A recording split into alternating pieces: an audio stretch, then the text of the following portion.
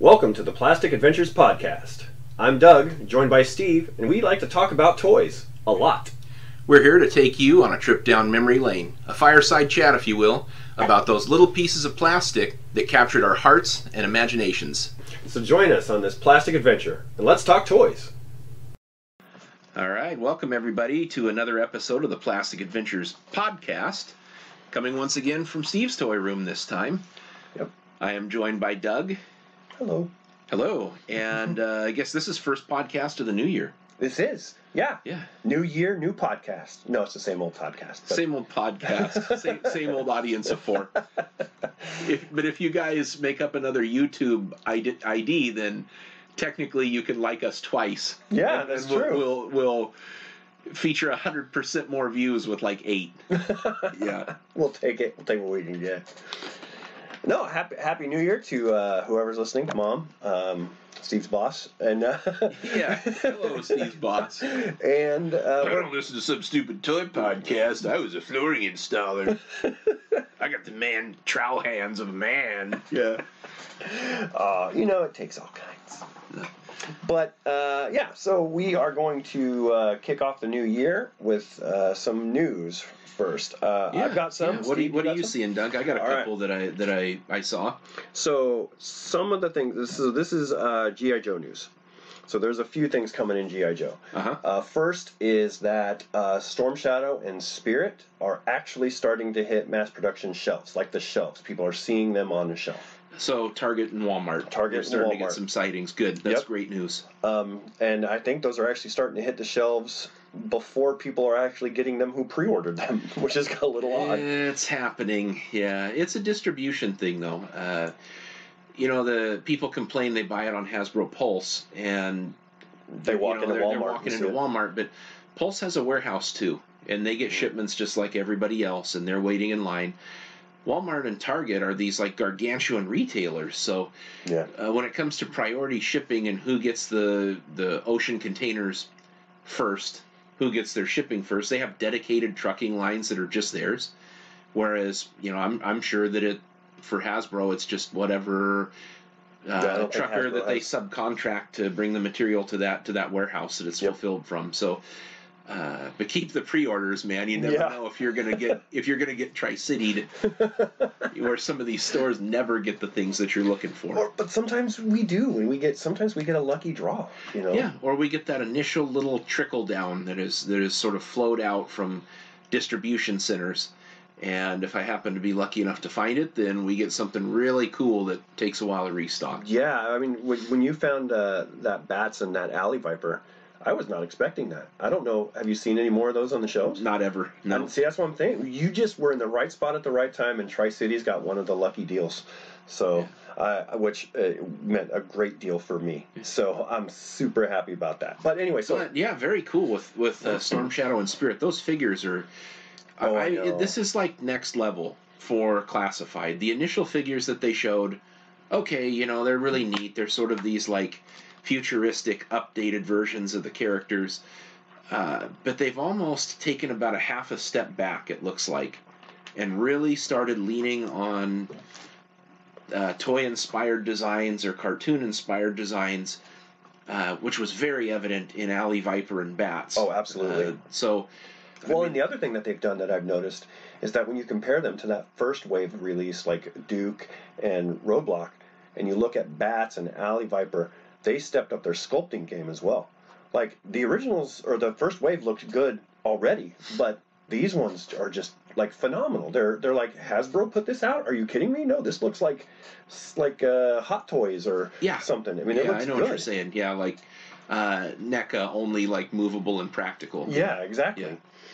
So, so that's one of the pieces of news. So the other one I heard is that our next releases for these guys are ones that I'm super excited about. We got Crimson Guard.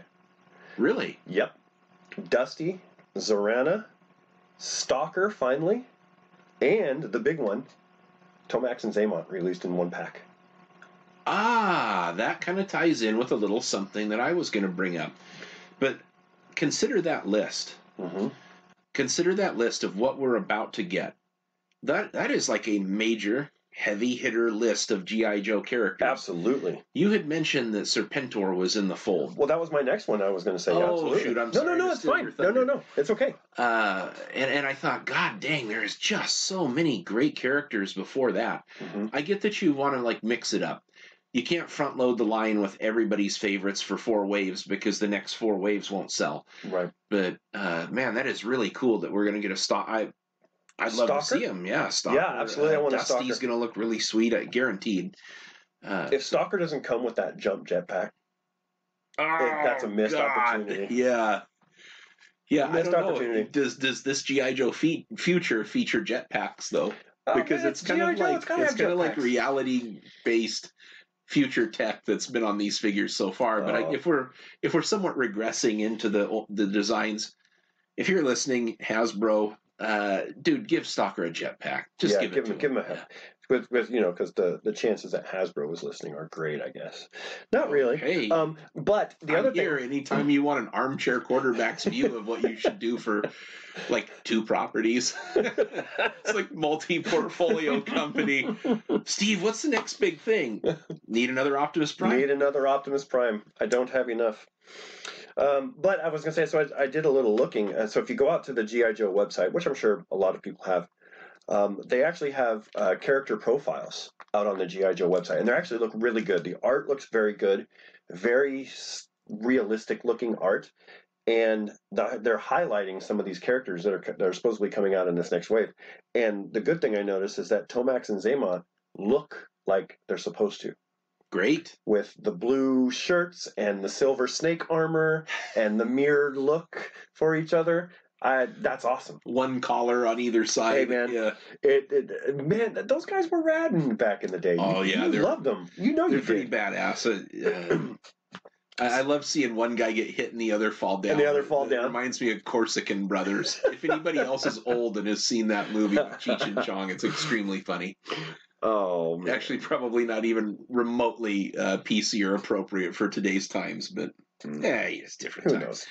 So, so that's some of the news I've got. It is G.I. Joe related. Cool. So yeah, that's what I got. What do you got? Well, piggybacking on the G.I. Joe thing, Serpentor. When you told me that you'd saw the rumor for that, like I said, my response was, okay. Why the hell did we get Crocmaster this early? Apparently, that's a thing. So the last podcast we talked about Walmart picking up most likely classified and doing more like classic style decos for the characters. Well, Target's doing these Tiger Force themed figures. Yep. So they got Outback, Tiger Force Bat. Apparently they have got what they are listing as a Tiger Force Duke and Vehicle pack. Oh yes, I saw that. So I don't know what we're going to get. What's the small scale? Didn't Tiger Force have like the Cobra Ferret repaint? That's what most people are talking about. It's the chatter right now is that the 2-pack is going to be Duke with the Tiger Force Ferret. And I just really can't wait for Hasbro to make his hair brown. No, but a 6-inch scale ferret would be kind of cool. Man. Blonde on the card art, brown on the figure. Oh. They course corrected on the 25th anniversary figures, but anyhow, they're gonna make him scream. Oh, good. Yeah, I hope they upscale that. Let's dump the really cool modern Duke head and make it look like he's just like got the worst hemorrhoids in the world right now. That's kind of cool. There's what they are calling a Army Builder 2-pack. No names revealed yet. Would that not be super rad to get a couple of green shirts or maybe just Grunt? A green and a blue shirt together. Wouldn't that be cool? Whoa, yeah. That just blew my mind. Yeah, like a Grunt and a Cobra officer. Yeah. Or a Cobra Trooper. Now, because they already gave us Cobra Infantry. Since it's calling it Army Builder, this could be a really good opportunity for a couple of different heads and hands combos. Oh, yeah. Like if the neck is a turtleneck and all you got to do is pop a new head on, I mean, you could maybe get different ethnicities involved in that. And, you buy 3 or 4 of these, like, super well-priced $60 2-packs, I'm sure they'll be. But, you really do end up with, like, 3 to 4 different combinations for a green shirt and same thing for... Well, I was going to say, or maybe what they'll go 2-pack green shirt, 2-pack blue shirt.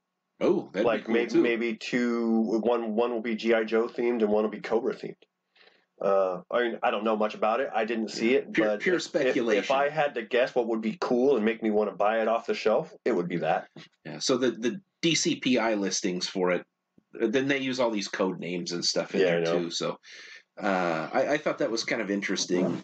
I'm not so into the Tiger Force subline. You know, they did Outback, and he's coming out first in his Tiger Force colors. And that's really one of these figures that's just picked up a ton of momentum over the last couple of years. Yeah. Probably largely underappreciated if you think about it from back in the day. I loved the character. He looked like this super badass mountain man guy, Chuck Norris. Oh, yeah. Had survival on his chest. I mean, come on. Yeah. Dude knew what he was doing. He knew what he was doing. Yeah. I'll get a shirt that says, like, lift weights or something like that. Boss of some. You know what? So it was really bad. So back in the day, speaking of Outback, I used to pretend he was Chuck Norris. And I'd had him fight Quick Kick because he was the closest thing I had to Bruce Lee. Bruce Lee, yeah, dang. And what did Snake Eyes do? Just sulk? Yeah, he was a referee. Not like he can piss and moan all he wants. You don't have to listen to him. So. Other kind of cool thing that I saw was MS Toys, who are sort of like these purveyors of third-party Transformer products. They made a really cool figure called Light of Justice, which was sort of like their knock Optimus Prime masterpiece, which is what I own. Cool. Looked great, masterpiece scale. It was like $100, and 10, 12 inches tall. Just a big figure. It was really awesome. Well, they're doing a 4-inch scale with trailer, and anybody listening and interested, look this thing up. I think it's probably going to be in that $40 to $50 range, but the sculpt is just out of sight. And it transforms into like a perfectly streamlined truck. And the doors open on the side of the truck. What? The doors? Yeah. It's insane. That's not something you usually see for an Optimus Prime. Yeah, I want to say that they're calling it Light of Freedom or something this time. Super, super cool design, though. I've got a lot of Optimus Primes, and I may have to have a lot plus one. Because it's just that cool. I was trying to figure out. So I saw, what was it? The Super Z store was the one I showed you a couple of weeks ago, or Show Z store that had the Megatron that's coming out. That is this good. The one that you've pre-ordered? Yeah, it's the one I pre-ordered. I wonder if they're in scale to each other, because that would be really cool to have the 4-inch Prime along with maybe a 4 or 5-inch Megatron. I mean, that would be kind of cool. Light of Justice, MS Toys, MS-B or MS-B, Light of Justice. They've already done one before, but it is a crazy good-looking figure. It even opens up to reveal a matrix. Oh, yeah, look at it. Super bendy, super articulated. I was going to say, he looks like he can pretty much do any pose there. Yeah, the articulation, it doesn't do anything to destroy the aesthetics of the figure. Right on. So it's just an incredibly nice looking toy, especially cartoon accurate. Yeah, at 4-inch scale. I think 4 1/3 they're saying. So that was just a cool one that I saw, and I thought it warranted mentioning. He would look good next to that Megatron. Yeah, 100%. You can put him in the iconic Optimus Prime Transformers the movie pose, which seems to be just a norm for just about everything. Everybody doing it now, but I mean, we're literally like core class size figures. But super articulated. And a door opens on the truck. I mean, come on. Sign me up. And kind of sticking on that same topic, Spike, core class. Yes. Studio Series 86. I remember I was like, I sent you that text. I'm like, Steve, did you hear about this? Yeah, and I had literally just seen it that morning before I headed out to work. And he looks good. Spike in his exosuit. I just don't know how big he's going to be. I mean, if he's as big as these guys, I mean, that's... Yeah, so core class, we have a whole line of core class. Well, core, technically, they're like the ones that are $9.99. I think you've got the Soundwave from that. Mm-hmm. Yeah, the Kingdom Core. If they're that size, then he may still look pretty good standing next to what we've gotten over the last several years for like these G1 inspired Transformers. I don't want to Spike in an exosuit that's the same size as Brawn. Yeah, which I'm assuming that's what's going to happen. Yeah, it kind of seems like that's what it's going to be, but it's just one of those things where I get out there and it's a decision on site when I see it. I think you're interested. If I find it, I won't just walk away because of the scale issues. I'll pick it up for you. But, you know me, I'd have no issues with scale. And I do, because I'm odd that way. But I'm more into the cool factor than the scale factor. It's a pretty cool figure. Yeah, I mean, it looks just like from the movie, and he's even got a face, some sort of like transforming suit that doesn't treat his body like he's been put into a juicer. Spike, how you doing? I'm good. Transform into a car and just like blood's leaking out of every. Your feet aren't supposed to be over your back like that. It's all right. It's all good. Been doing some yoga. Carly's teaching me some yoga. Oh, what was the name of that kid that was in the wheelchair? Chip Chase. Yeah. He had one of those exosuits. That's why he's in a wheelchair. There goes one viewer. Chip was in our prototype. We didn't show that in G1. We didn't think you could handle it. That's why he was in a wheelchair. That's why when in that episode Divide and Conquer, where he can somehow breathe the atmosphere on Cybertron, Optimus Prime gets injured at the beginning. Makes total sense. Nobody says a damn thing to Chip, and it's not because they're sensitive of his disability. And he has that line, nobody's ever really defeated unless they have courage. Get up, guys. And they're all like, wow, this acid rain's really effing our day up right now. You have all the power if you have willpower. If we hadn't crunched his back... Well, we might just sit here for a while. Yeah. Oh, no, get up. You owe it to this guy. Nobody's ever really disabled unless they have courage. I don't remember the line, but yeah, that's the whole reason why you didn't see him. No, Chip, I'm pretty sure you're still disabled. Yeah. Come on, Wheels. We're doing it. Let's go, Speedy. Oh. No, that's... I still want him, though. I still want Spike. I think it's cool to finally have something from that movie that's not in that weird little Spike that has like you can't see his slug face. Figure. Yeah, it was just a bonus. Just thrown in with Bumblebee. That's fine. But I think he would be kind of cool. And like I said, scale doesn't bother me too much, so yeah. I'm looking forward to that. And I completely do not want an RC headmaster where Daniel turns into her head. That's just creepy. That whole damn episode is creepy. Why can't they just like him crawl out of her head? That would be even worse. Yeah, and I'm sure there's news for other toy lines, but none of them matter compared to the ones we like. So that's all. That's it. This is our podcast. Damn it, we'll do what we want. So I think that does it for news. We can move on to the real quick. We started to do this cool pickups. Yeah, what have we got the last time? So I'll start off this one. So I picked up recently. Steve and I both of us got the same one thing, but I'll let him talk about that one if that's going to be his highlight. But the one I chose was the Ramjet Redeco in the G2 style, which was recently offered from Hasbro. I know it's been out for maybe, I don't know, about 2 months or so. So it's still pretty relatively new. And I don't think it's one that you can get in stores. I think it's only one that you can buy online.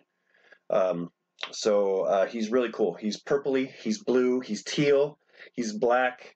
And he's gorgeous. He's like that one Panthers jacket that every kid had in the 90s. You know what I mean?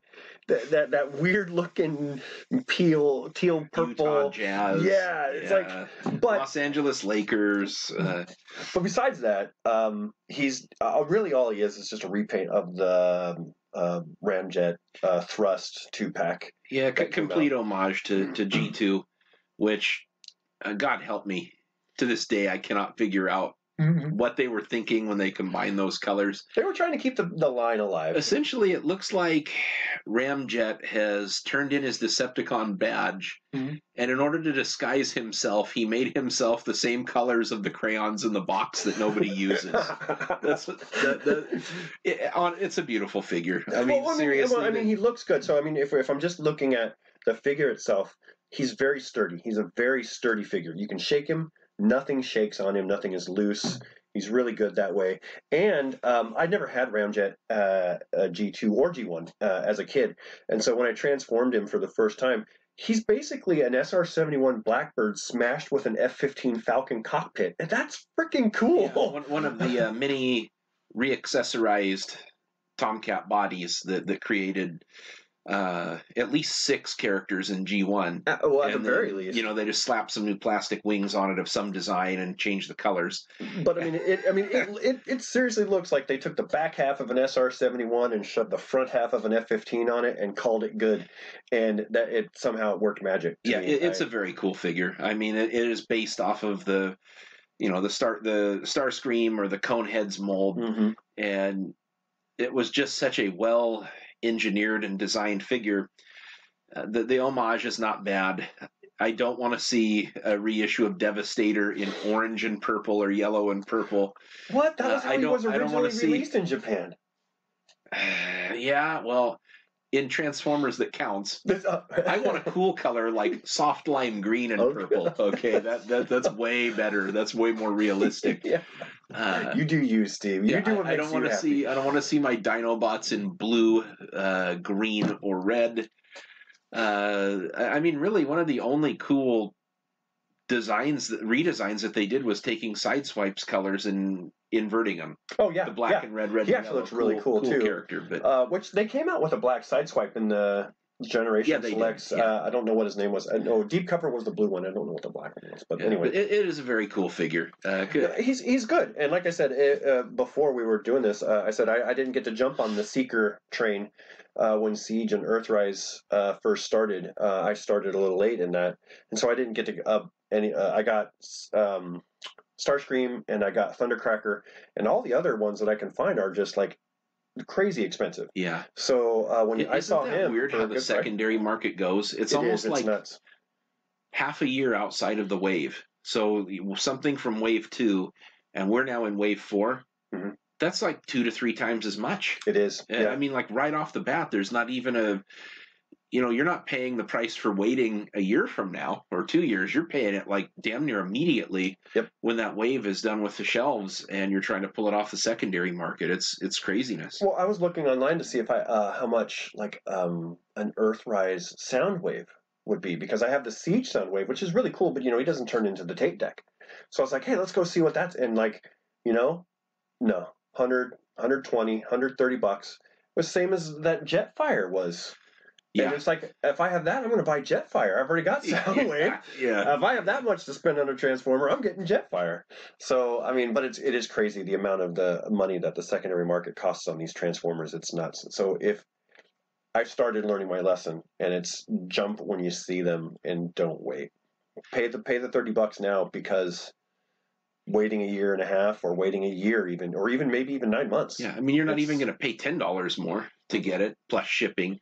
Yeah. You're going to pay double, and then you're going to pay triple, and then you're going to pay 4 times as much. I mean, look at those Ironhides and Ratchets out there that are $70 or $80 for a $15 toy at the time when it came out, like 2 years ago. I know. I can't get one. I can if I saved up my money. It's not that I can't, but it's like, why would I want to spend that much money for a figure that really is really a $25 figure at most? Yeah.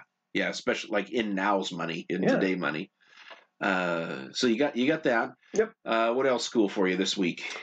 I got one. I got the same thing you did, so I don't know if you were going to highlight that one or not. So I don't want to steal your. No, go for it. Go for it.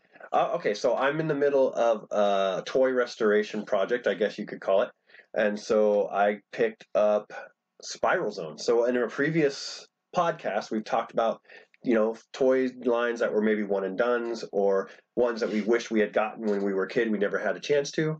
Spiral Zone was one of those. And so I actually did. I was able to find a pretty decent priced Dirk Courage.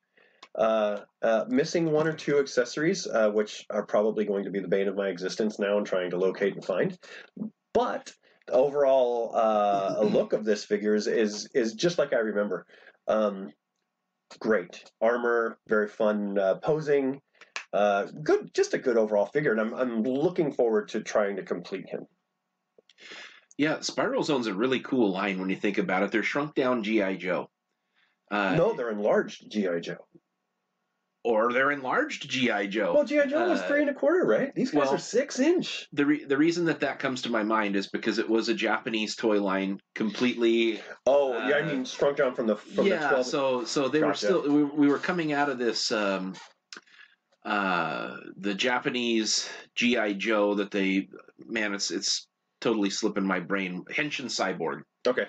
When Japan decided to go G.I. Joe back in the early 70s, late 60s, early 70s, after seeing the success of American G.I. Joe, they had to kind of give it a cool twist. They weren't 100% sure they could just make it work with, this movable Barbie-sized guy and, American GI outfits. So Henshin Cyborg was born, and then obviously spin-offs from Henshin Cyborg was Transformers. But still sticking with that 12-inch theme with cloth goods, shrunken down, and I wish I knew more about it, because there is a similar story of some sort of plague. But the characters, obviously, who would be a sidekick character in the American version was probably the lead character for Japanese, but they did not have a cartoon. It was not a cartoon-based toy line. It was just this line of these really cool futured-up soldiers, and, of course, they had all the gear packs and stuff you could get, just like G.I. Joe. So essentially it was a lot of the really cool features of 12-inch Joe scaled down to smaller size. 6-inch size. Probably some of the first that used really soft rubber goods for boots and things, so you could take them on and off of the figure without completely wrecking them. And there may have been some before that, but not that I can remember. These were the ones that at least stuck out in my mind that were really different than some of the other maybe figures. A few other in the 80s. Later, we got really soft rubber, like the stuff on the Turtles for their web gear kind of things that they wore. But it's a super cool line of figures. And like you, I'd been humming and hawing over it. And there's just, like, eBay is a wasteland. You cannot find complete nothing on eBay. And Spiral Zone's one of those things where it's like, if you were thinking about putting that in your collection, do it absolutely right now. It is not going to get any cheaper. Nope. And try to find them as close to complete as you can. Most definitely. Yeah. Yeah. So, and it'll save you time. And believe it or not, even if you're dropping $80 on it, it'll save you money. Oh yeah. Yeah. Learn Steve's mask lesson.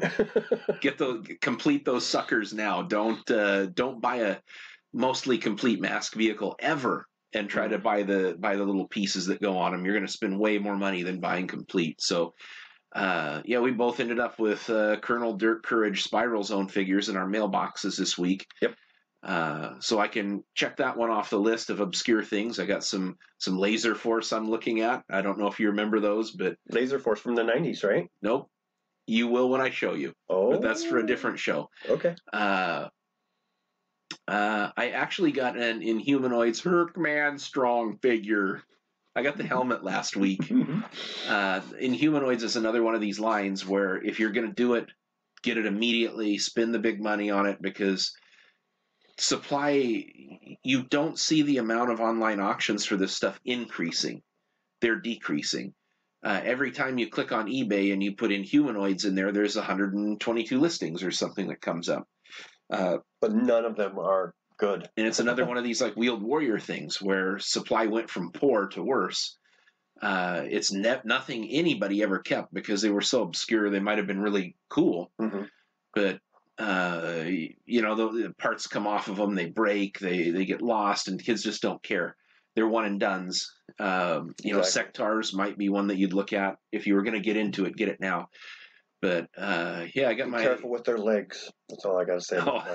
I never had one. I'm assuming they're fragile. Oh, the waist is like, if you bend it past a little bit, you hear this.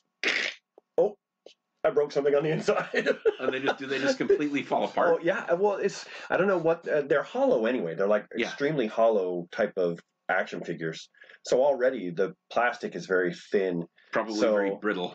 So by now we're talking 35 years later, and so improper storage of a lot of these things, just thrown in a bin and kept in grandma's garage or something like that. And so now they're finding them, and if you're buying them, that plastic is not in top of the line condition, because it wasn't in top of the line condition when it first came out. I think they were more concerned about the like cloth goods and fuzzy crap that they glued. Yeah, the little hand insect things was the big selling point for those. So. Oh yeah, the hand puppet with the legs. Yeah, I remember that. Yeah. Why play with a sweet truck that turns into an awesome robot when you could bug glove. Play with a fly? Give me my bug gloves. Well, I mean, how do you even play with that? Do you just pretend to throw up on things and eat them, or what do you? Just sit there on your couch with your little bug. Oh God! Put it in your sister's food every 2 seconds, because that's what it's like being in the summertime. Boy, isn't this a cool play pattern? This is much cooler than, a semi truck that turns into a battle station. I do remember, though, about that, the Marvel comics actually being kind of pretty decent. There was a short run for those guys. It's so funny how you take these very, hard to deal with kids' concepts, sectars, Star Ears, and they have this so serious comic that's supposed to appeal to, the tweens, or the preteens.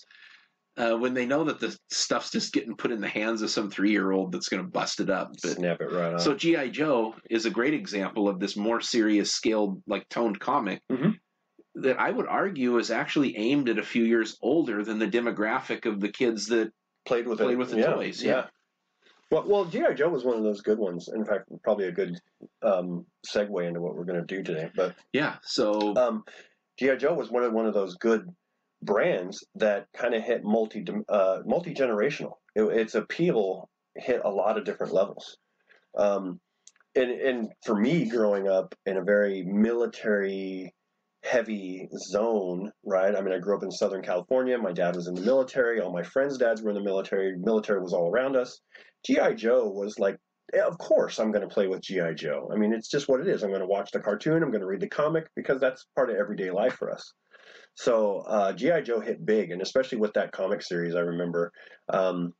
That's really what kind of supported it. There was a cartoon that a cartoon commercial that advertised the comic before there was even a cartoon. Yep. And that's where I think that's where that first G.I. Joe was there kind of showed up. G.I. Joe is there. I remember. But yeah, so like I said, though, I think that kind of is a good segue into what we're going to do today. Yeah. The next several episodes, we're going to be doing a little bit of a deep dive into some of the bigger properties, just a little bit more in depth than the quickie 2 or 3 minutes, our thoughts on it. I mean, really, if you wanted to kick this off and you really wanted to pick one 80s boy toy line, well, sorry, not just boys, one popular 80s toy line aimed at male children, G.I. Joe, in my opinion, and I'm going to say this, and it hurts me to say this, is 100% the absolute greatest toy line that has ever been made. The scale and scope and variety, the play that was achievable with the figures, the articulation. I am a Transformers guy. Like Optimus Prime is my dude. But if you just look at a property as it is, it had more characters, it had environments, and it had vehicles, and the first several waves were so amazingly engineered and detailed, and it is, without a doubt, probably the greatest action figure line ever produced. I would agree with that. I think start to stop. Second to only by Transformers, I think. And you had Star Wars, which G.I. Joe owes a ton to for scale, and coming off of that, like the little 3 3/4 inch with the play sets. But Star Wars is 5 POA. Which is fine. If you're a child and you have an imagination, all you got to do is move the arms and legs. No big deal. You don't need a lot of articulation. But G.I. Joe, what that brought to the table. Oh, no, I absolutely 100% agree. So, G.I. Joe had one thing else that even Transformers and Star Wars and all these guys didn't have. It introduced children to specialized fields for people. We have medics, we have divers, We have infantrymen, Rangers. Right, I mean everything, and each one was like, it wasn't like one GI Joe could do all of these things. They had to rely on their buddy next to them who had this specialty, which was very cool for a kid to be like, yes, I'm the ranger. I'm going to be the ranger, and you're going to be the survivalist, or you're going to be the grenader, or whatever it is. That each one of these guys was very highly specialized in what it was that they did, and that was why they were on the team. Yep. So, and the other thing that is very near and dear to my heart that I didn't think about much when I was a kid, I just accepted it because it's what it was shown to me and it made sense. Mm-hmm. They have such a diverse range of ethnicities and genders.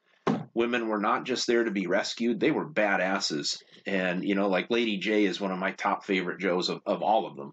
Yep. I always use CoverGirl as my example. Yep. Terrific character too. There were no weak female characters in G.I. Joe. Nope. And you had a pretty good cross section of ethnicities in there too.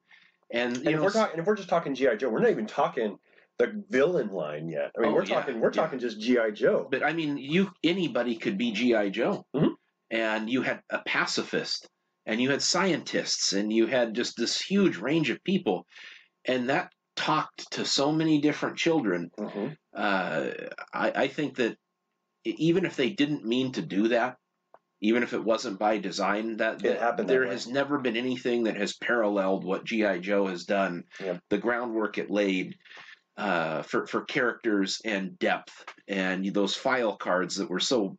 Some of them were wacky, but I mean, some of them didn't behave like the cartoon counterparts. But no, but those file cards gave those figures depth. And going back, I heard Larry Hama recently said that he wished that he hadn't written some of those file cards the way that he did. It kind of breaks my heart a little bit because what he was doing, even if he doesn't recognize it now, or recognize it for what it was groundbreaking for what it was. Yeah. No toy had been introduced with a file card, a complete history, or as complete as they wanted to give you, name, background, what that person did, how they interacted with things in their environment.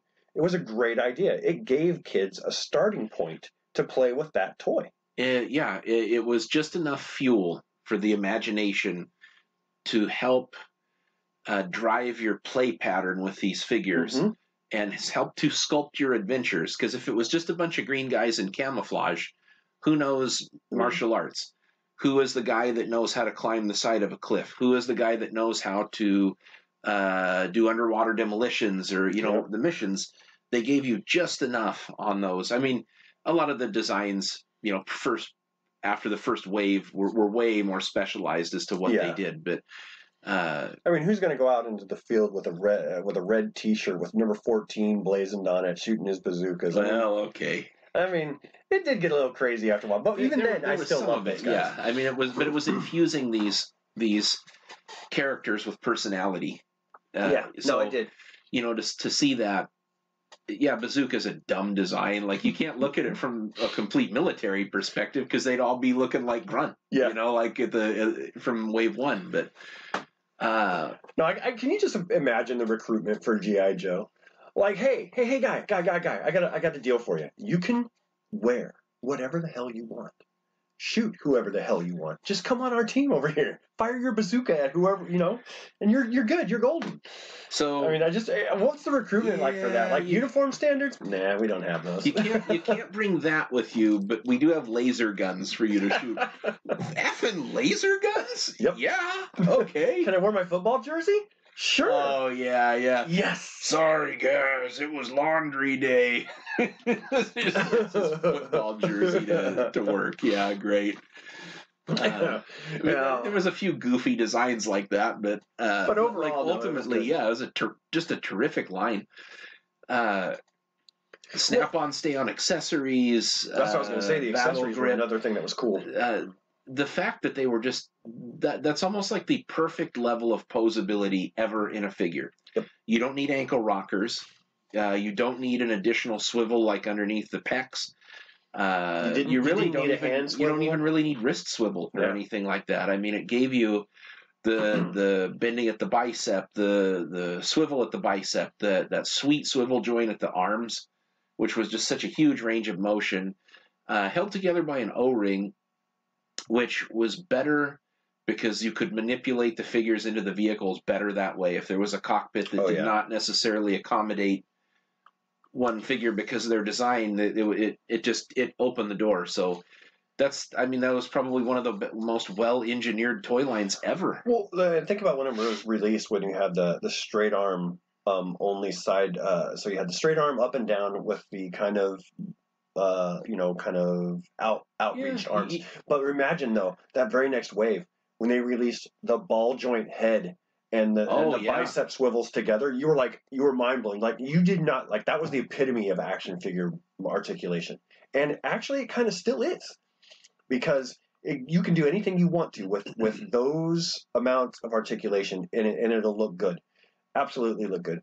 And I think when I was a kid, I'd gotten to the point where I had mastered action figure puppetry with my hands, where I can get into a fist fight with Snake Eyes and Storm Shadow and be like, I can move their legs if I wanted to with my thumbs and kind of spin it around, and it felt like you were really controlling these figures instead of having to put one aside and kind of move it around. With the way that the torso? The O-ring. Yeah. With the way that the O-ring connected to the T-bar in their legs. Yeah. Allowed you a wide range of movement, which was really, really cool. And I mean, when you went from Ninja kicks looked cool. Oh, I know. When you went from Star Wars 5 point of articulation to G.I. Joe, it was like you graduated into the big leagues, right? Yeah. So, well, and Star Wars, they were just very streamlined, minimal, sculpted aesthetics to the figures. If you were lucky, one little plastic accessory in there, and then not very many accessories for Star Wars, is there? Huh?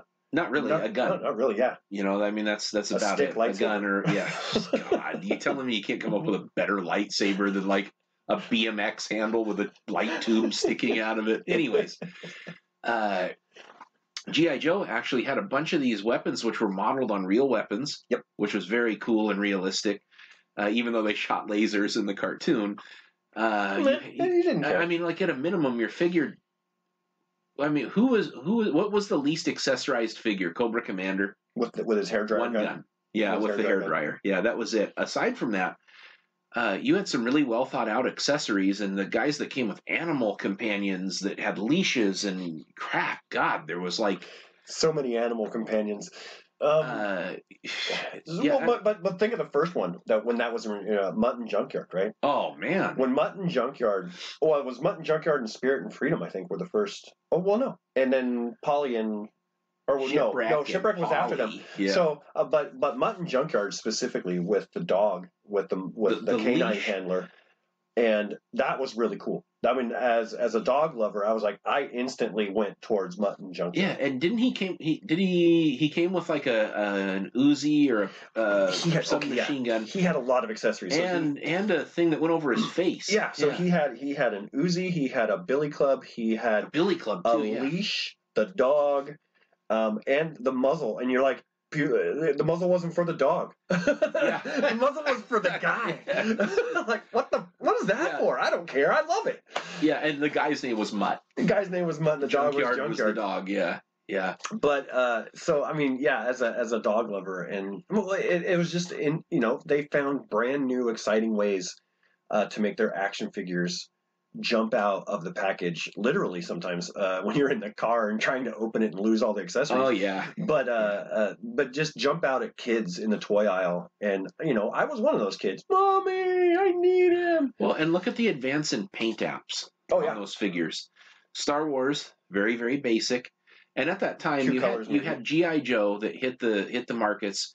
And then suddenly a slew of imitators. Yep. Ertles 3 3/4 inch figures that were sort of like modeled after the first straight arm Joes. And then you had the A-Team from Galoob figures that are straight arm figures. And you had some of the Freedom Force, figures. America Force, Fighting Force, whatever. And then what was it? Leonard, like in the early 90s, adopted the G.I. Joe thing. When G.I. Joe was starting to kind of phase out, Leonard was starting to kind of jump in and. Look at those. Look at everything else that was competitive on the market for the same build, right? A-Team figures, junk. 2 paint apps if you were lucky. I want some, by the way. I don't have those anymore. All I remember when I was a kid about those little A-Team figures was Murdoch's face. Like his was like, and his eyes were like off to the side, like he was like, yeah. Who thought that was a good idea? He's my favorite A-Team character. I know, I never thought he was nuts when I was a kid. But. So, anyways, you look at that though, right? And all of the stuff that was on the market, so few paint apps, and they stayed with those crummy straight arm designs. While G.I. Joe went into wave 1.5 and swivel armed it. And I think Hasbro had IP'd the swivel arm. I don't think that they could take it. I think they couldn't do it. Huh. I'll have to look it up. Yeah. That would be interesting. But I mean, they stayed very mundane. Mm-hmm. I love my Lee Majors Fall Guy to death, but he's like a total straight arm minimal. Well, Mego did that, right? They took a lot of the three. Hurdle. I thought it was Mego. Mego did some too. That's the one that I have is Hurdle. Okay, well, when they included their drivers, so like Magnum PI and there was a few others. Any of the themed ones, they were that straight arm design. But Joe, I mean, once you got out of that initial like low budget wave, they're near and dear to our hearts, right? But you got to 1.5, and then you went into the next year after that, and it just blew up. Yeah, it did. It went crazy. God, the things they were doing. Destro with the vac metal head and the accessories. One of my most favorite action figures. Oh, totally. And he comes with that really sweet case full of like gun parts, gizmos that jackass Cobra Commander is putting on his ever-increasing line of credit because his latest scheme to like hold Washington, D.C. hostage for like $100,000 didn't pan out. Like when Cobra Commander goes to the mailbox and he gets the bill from Destro, like what does he do with it? He's like, oh, geez, Destro. Sorry, Destro. This month. I never got it. Could you send my invoices again? I know he got it in his mailbox. I delivered it myself. I sent it registered. He had to sign for it. They're strapping. Oh, are you sure it wasn't one of my vipers? We look a lot alike. That's why he put the face mask on him to duck out on bill collectors. Oh God! The stories we come up with Cobra Commander, the hijinks of Cobra Commander and Destro. Calls into Cobra headquarters on the rotary phone that they probably still had in there back then. Yes, this is Sports Illustrated. You are overdue on your subscription. Cobra Commander's not here right now. Leave a message after the tone. Beep. Destro comes in behind him. I knew that's what you did. Did you use my towels? No. All right, back on task. Yeah, sorry. All right, that's how great G.I. Joe is. We're doing stupid G.I. Joe voices now. But when we talk about that, so let's talk about Cobra too. Oh, which was a great invention. The faceless enemy. G.I. Joe, the faceless enemy. So when you had your bad guys in Star Wars, Darth Vader, you knew who they were. And of course, he had stormtroopers and things like that. But when Cobra entered the scene for G.I. Joe, it was like a whole new level of what things can do. Yeah. Right? So you had your Cobra Commander and your army build of these Cobra troopers and Cobra officers, which were really cool for that first wave. But then that second wave hit. And they started introducing specialized villains. Yeah. Holy crap. What a great idea, right? Now, not only do your specialized heroes have to combat a villain, they have to combat a villain that's just as specialized as they are. Yeah, mercenaries. Yeah. Major Blood. Mm-hmm. Unruly English bikers. Hey, man. Live in the swamp, whatever.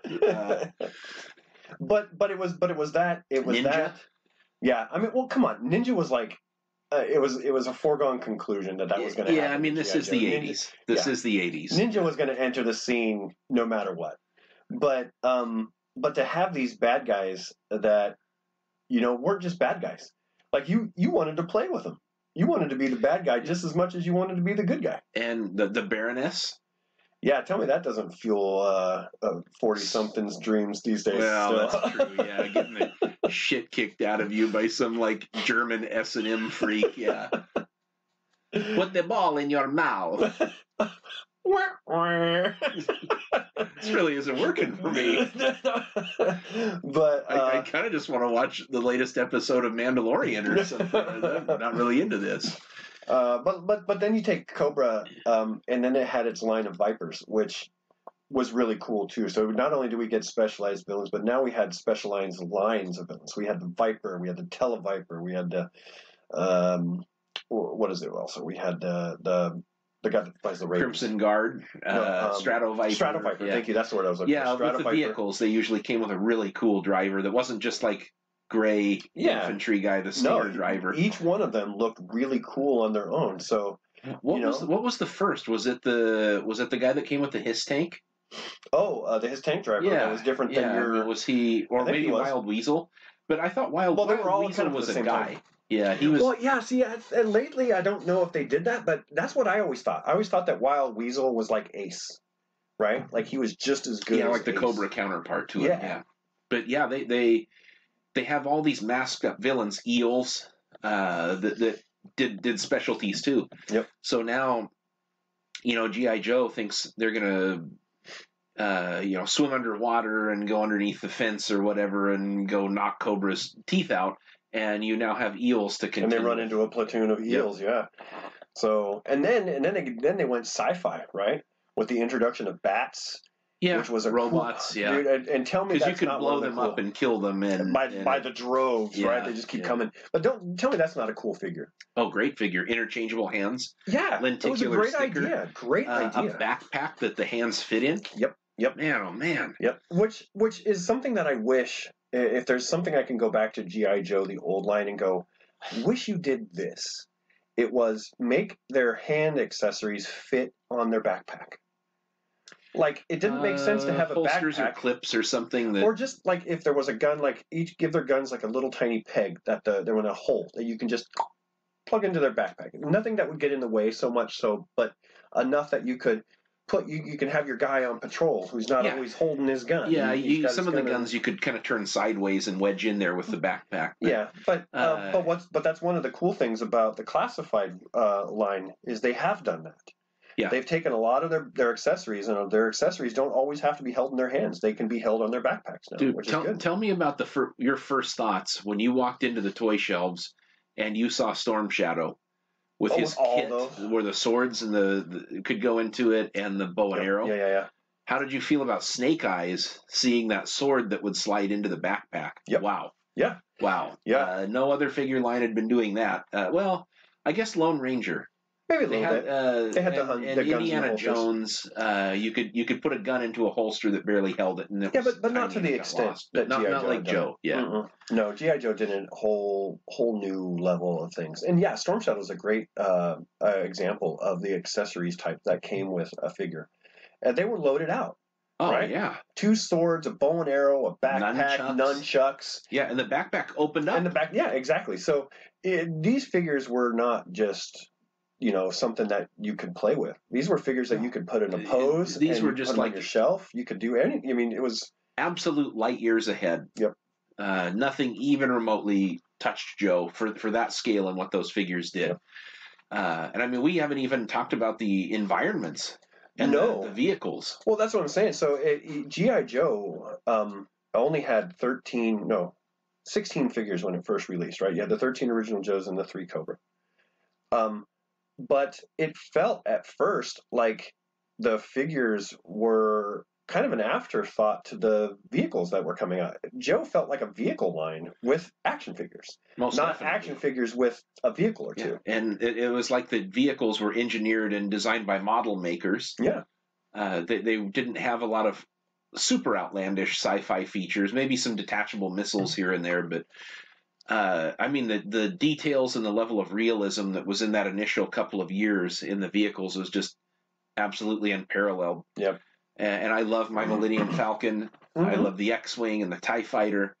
But God help me, man. You put those next to a Vamp, or I mean, it's just so further ahead. Oh, I know. Yeah.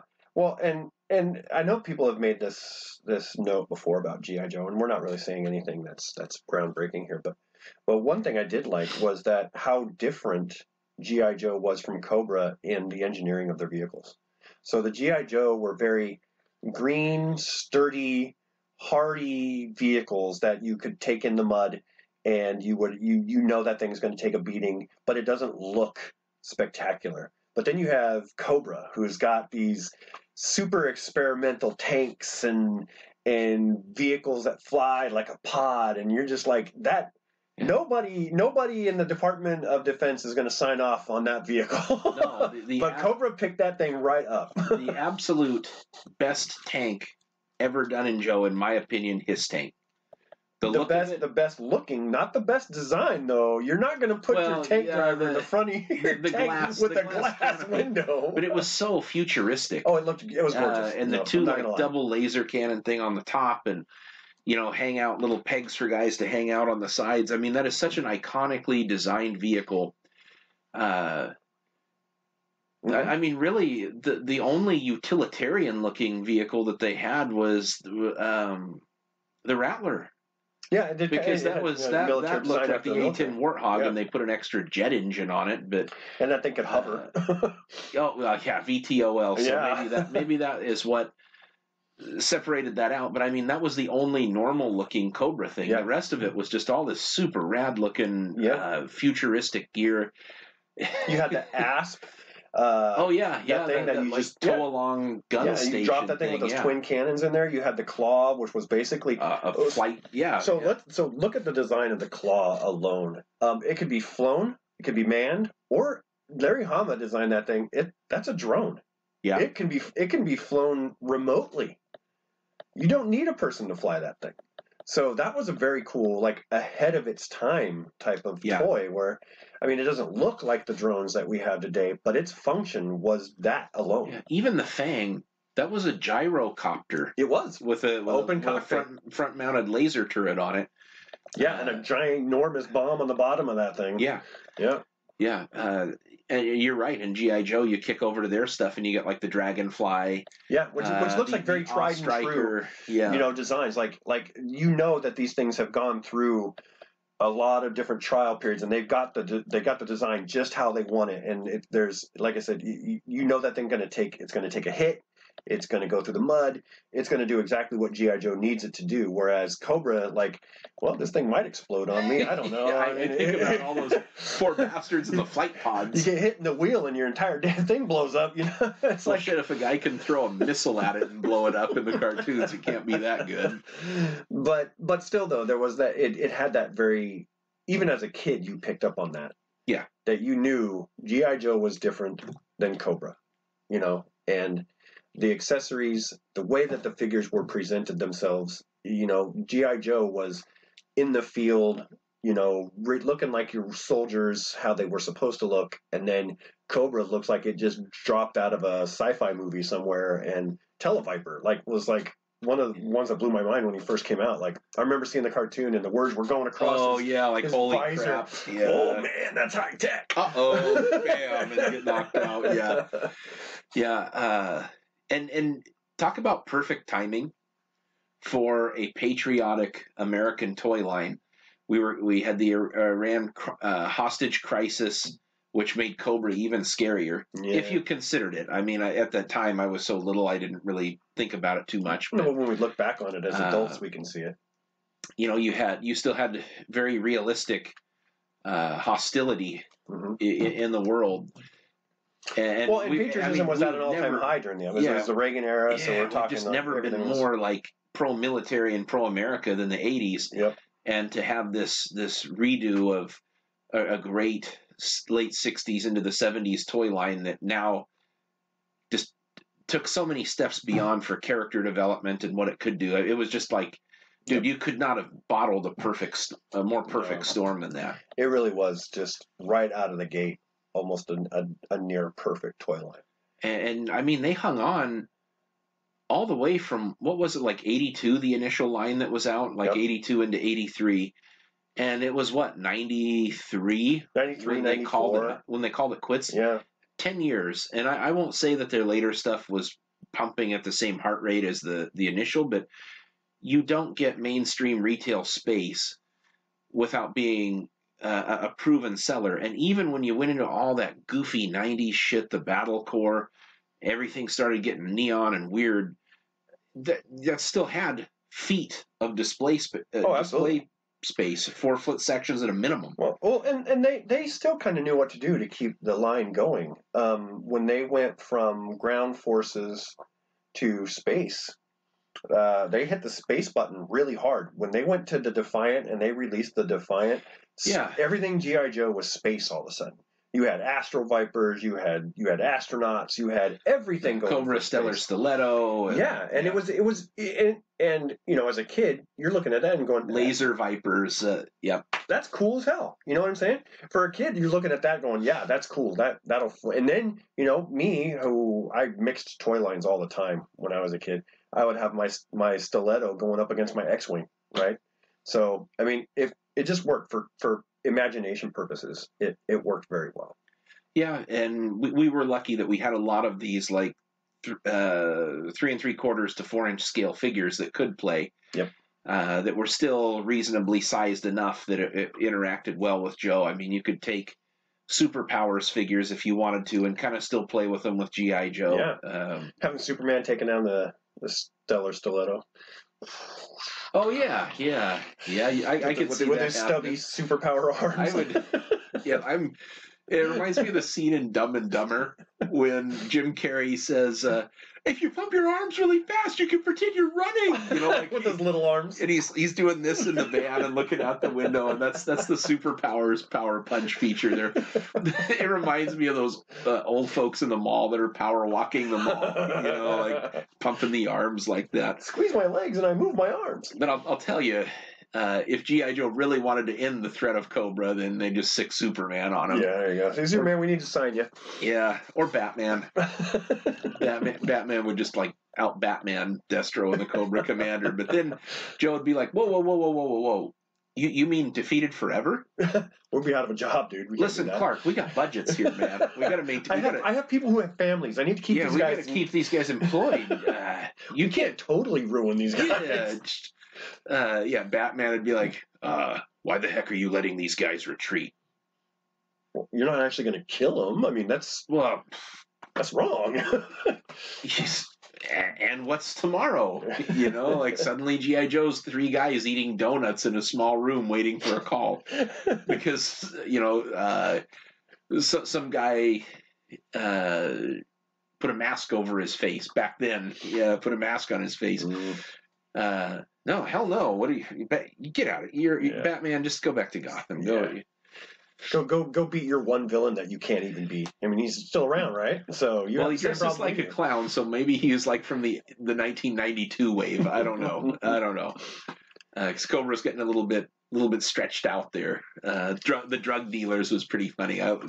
That's a good line of guys too. Yeah, but but G.I. Joe, if we continue with it, moved into the modern era. So it was a great toy line for the 80s. It really rocked for kids our age and stuff like that. And then it kind of disappeared for just a few years. And then it came back into the modern era. And kind of reinvigorated that action figure collecting desire in a lot of people. Yeah, I think wasn't it labeled G.I. Joe versus Cobra for the first waves, and they were 2 packs of figures. Yep. And then they did the ultimate sin. No O-ring. Oh yeah, you remember? The O-ring, limited the articulation down. Yeah, and then they did the weird shoulder. And then the proportions started getting weird. Where their forearms and their arms were really big, and then their waist and chest were really narrow and small.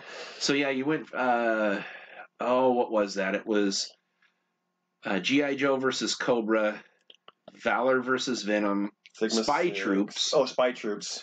And that was the O-ring styled figures. But the whole time that this was going on, we got really lucky because Toys R Us would get these exclusives where you would get like the Night Force pack, and it was all of the O-ring figures that they still had tooling for. Yep, just in different colors. Yep. And you could really see the mold disintegration and things. You know, the detail was not as crisp, and they really should have done better plastic on a lot of them. But it was still nice to have the O-ring. Yeah, so options. Joe really lived, what was it, till about like 2008 or 2009. Yeah. When did the 25th figures come out? That would have been. That would have been about that time, I think. Yeah, so I had think to have been. Between 2007 and 2009, I think. So. There was a really short lull between all that Spy Troop stuff, and then when we got that amazing 25th anniversary Joes, which were on the classic-looking cards with the Star Wars style sculpts, modern sculpts, which 99% of them just blew it out of the water. But they were thinner, and they were thinner. They had the multi-jointed plague going on. That kind of you never worried about breaking their hands, but they just seemed they did not seem as robust as the 80s O-ring figures. No. But they did have the cool webbing gear that came. Yeah. It wasn't molded onto the figure, so the figure looked more proportioned, at least a little bit. Yeah.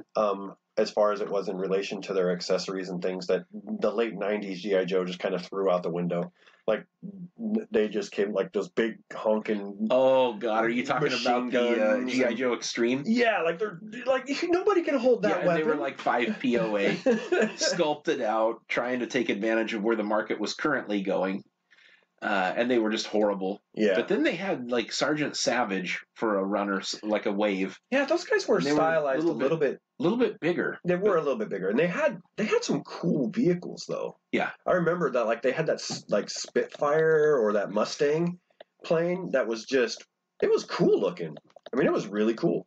Yeah. And then they had a Jeep that was more Jeep looking than it was a Vamp looking. So they kind of went back. They kind of did the throwback to the... It's like World War II Jeep or something. It looked kind of like that. Like Sergeant Rock, kind of. Yeah, Sergeant Savage, yeah. So, yeah, I mean, really, there has only been a couple of blips where we ran out of Joe. I think we went from Battle Corps to that line of the Manimals that was KB exclusive. And I want to say... Why are those guys so expensive now? Oh, God help me. Man, you could get them 3 for $10 back in the day. I remember the KB bin. Like, you could, they were all over the place. I walked down that aisle thinking that, I saw the Joe logo, and I'm like, oh my God, is this some of like the Star Brigade figures that are going to be cheap? No. Manimals. Barf. Boo. So, I mean, we had that for like a year and a half maybe before Toys R Us relaunched O-Ring. With those really cool, the Stars and Stripes box sets. And that's when you really... Well, that's one of my favorite sets, by the way. I love that set. It's a great idea, but unfortunately the tooling, the lost assets that sunk to the bottom of the ocean, the things that were pictured in Toy Fair magazine before those hit were the original sculpts. And then what we got was like this horrific reuse of characters, and you had that General Hawk head and the Roadblock body. That was... And it looked like it was bad. Like his head got dipped in acid and he could only have like 3 features on his face. The plastic was way more translucent. It was. So you didn't really get to see the details of a nice like solid colored plastic. I appreciated the line coming back. Yeah. And they made some odd choices. The Rattler repainted and called the Warthog. Cool. My favorite jet, but... And then they redid the Conquest in the green, right? Yeah, the Conquest in green, which was very cool. Yeah. I don't get why they didn't stick to the original, like, we've got the Conquest, why didn't Cobra get the Rattler? And then eventually, it got reissued sometime later in the right Rattler colors. But I mean... That one was a Toys R Us exclusive. Dude, that line, after having this, I was in high school when that came out. And I was buying Toy Fair magazine, and I remember flipping to those pages, and I almost dropped my magazine. Seeing how cool those were. There just wasn't Joe to be had unless you were hip on eBay, which I was not back then. To buy this stuff and buy my memories back, and then suddenly here is O-Ring coming back. So yeah, G.I. Joe really hasn't had that much of a hiatus off the toy shelves. It's had a rest here and there. Yeah. But I don't think it's really ever left kind of the public knowledge. I mean, people still, you say G.I. Joe and people know what it is to this day. It's instantly brand recognizable. It's probably not ranking in there with like the Transformers and even Ninja Turtles at this point, but I would argue my love of those things, my personal preference to Transformers I just take my hat off to G.I. Joe. I mean, it is the absolute greatest action figure toy line ever. Yeah, and it's great to see that it is actually still going strong. In G.I. Joe Classified, in the things that Hasbro PulseCon released this last couple months ago, introducing or reintroducing, I should say, the O-Ring line. Yeah. Which for Snake Eyes and Storm Shadow and the Sky Striker exclusive, I'm hoping that, well, and we know that it's kind of going this way because the retro line of Joes has been discontinued. They're not announced. They have nothing. There's no longer on their docket. They don't even talk about them anymore. But these O-Ring Joes are making waves, and so I have a feeling that we're going to see them. We're seeing all of these new sculpts, and it would only make sense to me that with the expense of recreating tooling or making new tooling that looked like the old figures, there's got to be some retail in there somewhere. There has to be. My honest hope is that they can crack the formula to put Joe in front of kids in a way that makes them want to play with the toys. Mm-hmm. I thought that they had a really good concept with Renegades. Joe's on the run against this enemy that has infiltrated every level of our government, and it's scary. Sort of like fighting from the inside. The animation was crummy, and it might have been mistimed when that came out. My boys and I enjoyed it, though. I mean, it was a good run. It had 2 seasons. It did, didn't it? So it wasn't bad. It focused on some of your not normal Joes. Like it took Tunnel Rat and put. Sorry. That's okay. It took Tunnel Rat and kind of moved him from the back and put him in the front as one of the major Joes in that line. Yeah. I mean, of course, they couldn't get rid of Snake Eyes and Storm Shadow. That would be a sin, right? So no, it is one of those like central focal point rivalry things that they do. Yeah. But they did let Lady J kind of save the day multiple times in that run of cartoons. So even though it was very stylized, cartoon, Scarlet was the commanding officer. Exactly, yeah, and Duke acted like a sergeant should instead of running the entire frickin' outfit. But I still think though that even though it wasn't styled to my liking, it was still a good story. It was still a good run. And they had some pretty decent figures that came out from that one, too. Yeah, and they came out in the styling of the 25th figures. Mm-hmm. So they didn't have that weird, like, Beavis and Butthead look of the cartoons. They were done in the 25th anniversary style figures. Yep.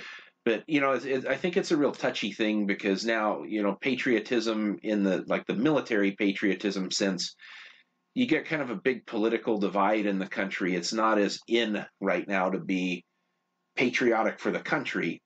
Patriotism is associated with a political party affiliation, or it's just not cool to be patriotic. But in another, Team America, World Police, etc., etc.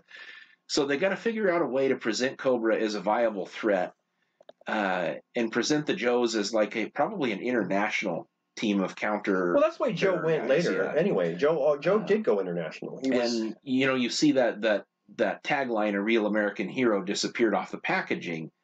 I'm okay with that because G.I. Joe should be everybody's hero. Yeah. I'm not sure how you put that in front of kids these days and get them jacked. It's the one thing missing because Transformers has got cartoon support. Star Wars constantly has media. And Transformers will have another movie pretty soon, and Ninja Turtles is rebooting right now and getting ready to. Well, and G.I. Joe has to compete with things that are kind of filling the void of what G.I. Joe used to be. So we have the Marvel Cinematic Universe, which is augmenting some of the characters with superpowers, but a lot of them feel, like let's take Captain America, and Iron Man, for example. Like, even though Captain America had a super soldier introduced, he still was a soldier. And Tony Stark was just your average human, I should say, with an intellect that created the Iron Man armor. You might be onto something. G.I. Joe is going to he's going to have to fight hard to get back into... That MCU, you are 100% correct. I have never thought about it that way, but... The idea that you have these people that don't necessarily always get along, but the characters are now so well fleshed out, through movies, whereas Joe would do it in episodes focusing on this character or that character. Maybe that's got to be part of the secret of their success. Yeah. And figuring out how to get Joe in front of people and show them that same sort of everybody's important and these cool, unique, quirky characters.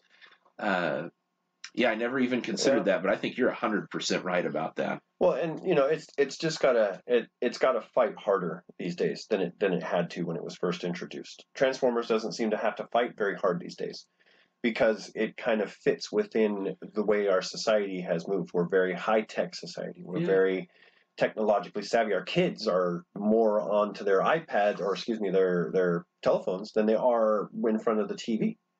So, getting a cartoon out there probably isn't the best idea.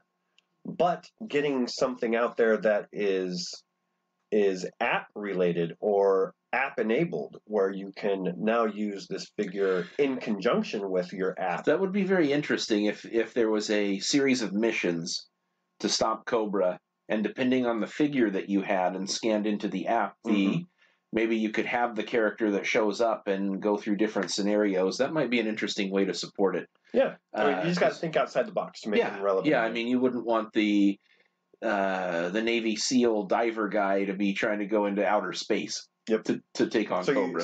You can't buy the character in game.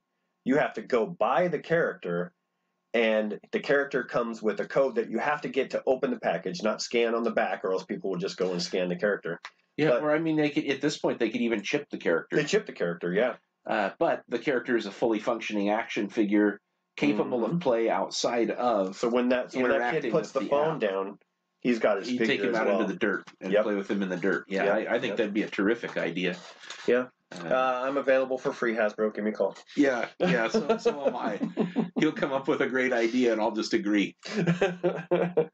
Oh, man. But, we could probably sit and talk about G.I. Joe for another, 2 hours. Oh, yeah, easily. But our one listener probably just fell asleep. So I think it's a good time to call it quits on this particular topic. Look forward to talking about some other brands going into the future. I'm looking forward to talking about Transformers. I'm looking forward to talking about Star Wars. Really interested in talking about Masters of the Universe because that is going to explode in a huge way here pretty soon. So Ninja Turtles got to be on there Turtles, too. Yeah. So I kind of like this focused idea that we're going to have for the next few episodes. So if you stuck with us this far, stick with us again for our upcoming episodes. I'm sure you'll be just as happy with those. All right. Check you later, guys.